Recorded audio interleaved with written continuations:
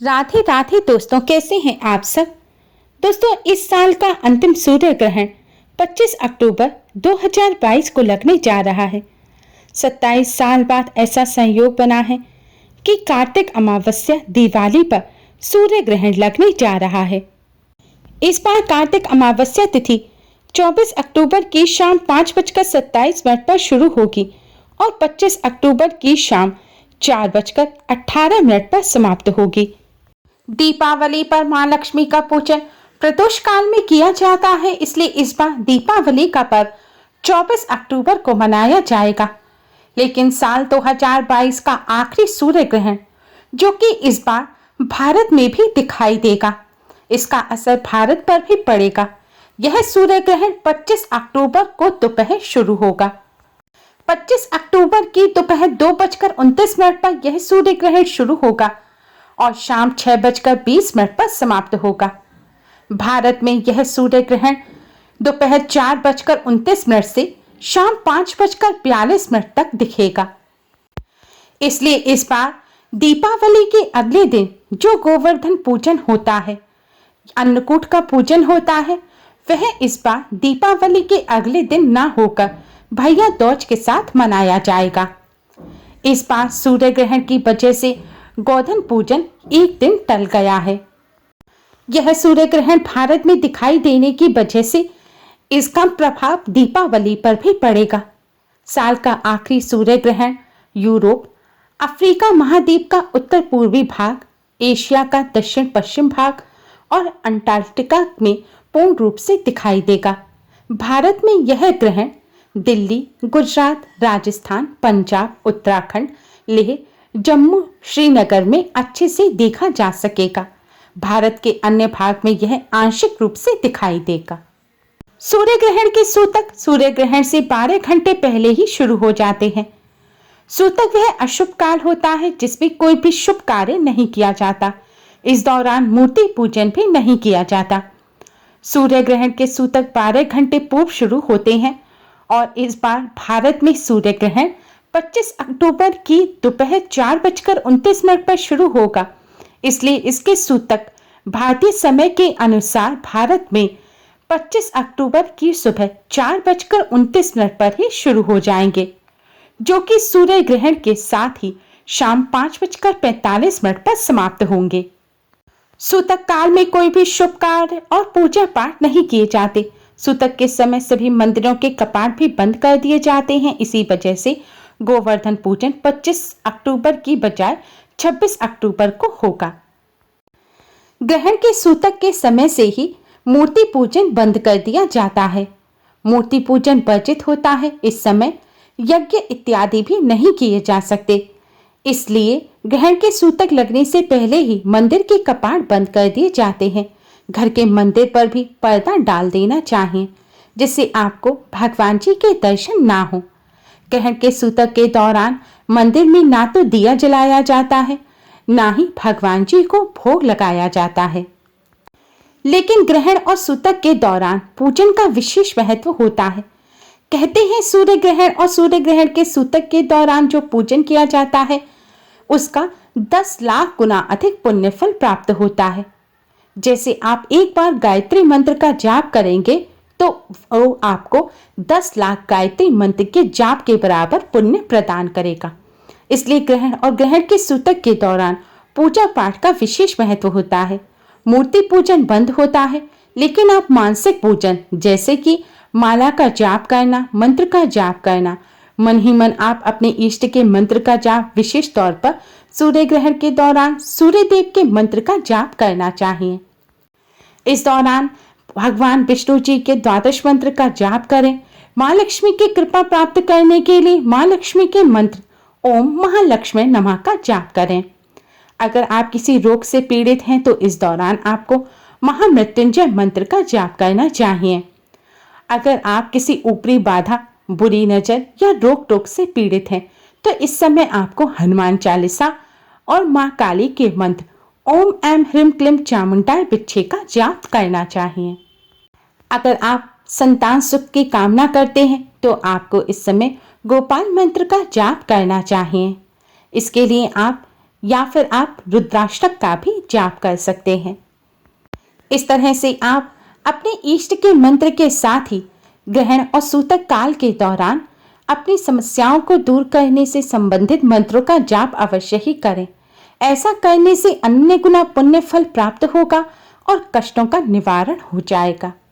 ग्रहण के सूतक काल के दौरान कम से कम बोलना चाहिए, भगवान में ध्यान लगाना चाहिए। सूतक काल के समय जितना मुमकिन हो योग और ध्यान करें, मानसिक शक्ति का विकास होता है। कहते हैं ग्रहण के दौरान नकारात्मक ऊर्जा बहुत अधिक बढ़ जाती है। ऐसे में मनुष्य के ऊपर यह बुरा प्रभाव डालती है।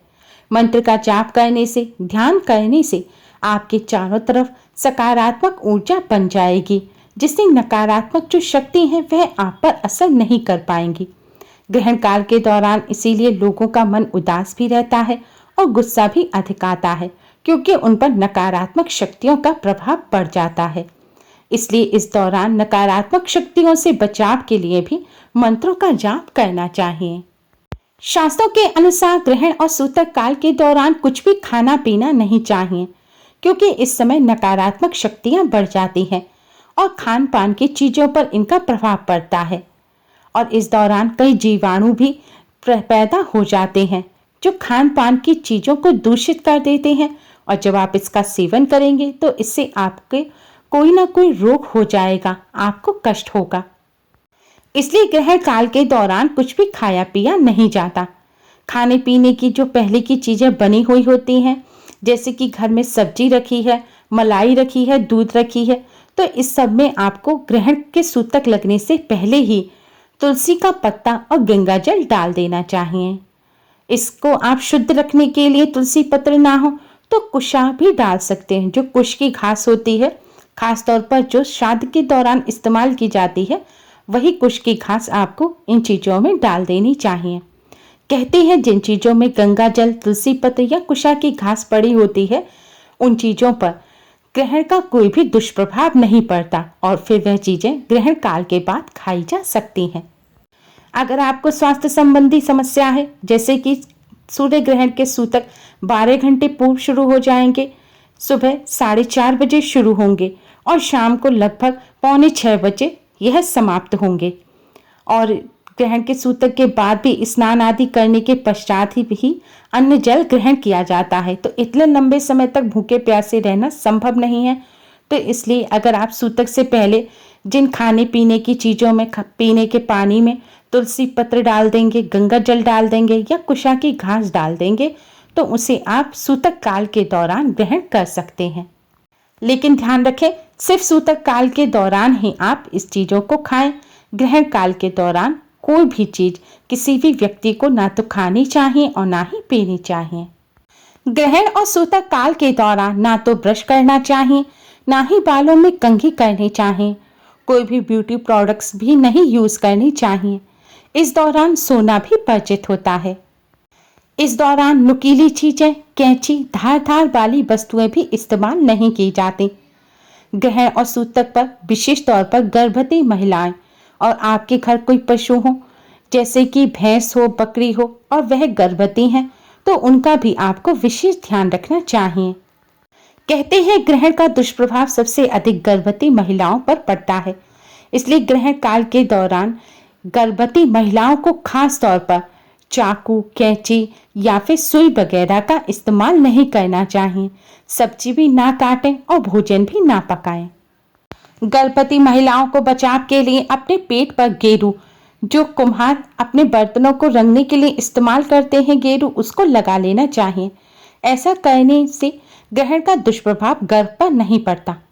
पौराणिक मान्यताओं के अनुसार ग्रहण के वक्त धरती पर खतरनाक किरणें आती हैं, जिसका बुरा प्रभाव बच्चों पर खास तौर पर पड़ता है। इससे बुरी शक्तियां सक्रिय हो जाती हैं और नवजात बच्चों पर इसका बहुत बुरा असर पड़ता है। इसलिए ग्रहण काल के दौरान नवजात बच्चों को अकेले नहीं छोड़ना चाहिए।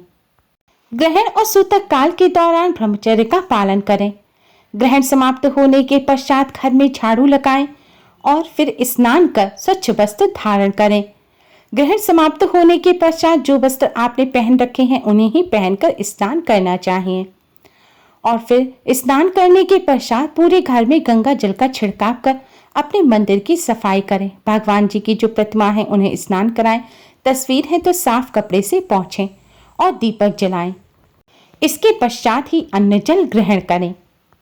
बड़े बुजुर्ग, बच्चे और अस्वस्थ लोगों के लिए ग्रहण के सूतक सिर्फ 5 घंटे पूर्व ही मान्य होते हैं। इसलिए ग्रहण शुरू होने से 5 घंटे पूर्व तक वह कुछ भी खा पी सकते हैं, लेकिन ध्यान रखें वही भोजन करें, वही जल ग्रहण करें जिसमें गंगा जल, तुलसी पत्र और कुशा की घास डली हुई हो। दोस्तों, दीपावली पर एक अखंड दीपक जलाया जाता है जो गोधन पूजन तक चलता रहता है और इस बार गोधन पूजन एक दिन बाद है। इसलिए जो आप यह दीपक जलाएं इसे आप अपने मंदिर से बाहर रखें, क्योंकि ग्रहण काल के दौरान आपको मंदिर बंद करना है। इसलिए दीपक को बाहर रखें जिससे आप दीपक में घी तेल बढ़ा सकें और दीपक बुझे नहीं। आप दीपक की ज्योत भी सही कर सकते हैं। उम्मीद है आपको हमारी ये वीडियो पसंद आई होगी। प्लीज लाइक कर अपने फ्रेंड्स के साथ शेयर जरूर करें और यूजफुल वीडियोस के लिए चैनल को सब्सक्राइब कर बेल आइकन को भी जरूर दबाएं। Thanks for watching. Radhe Radhe.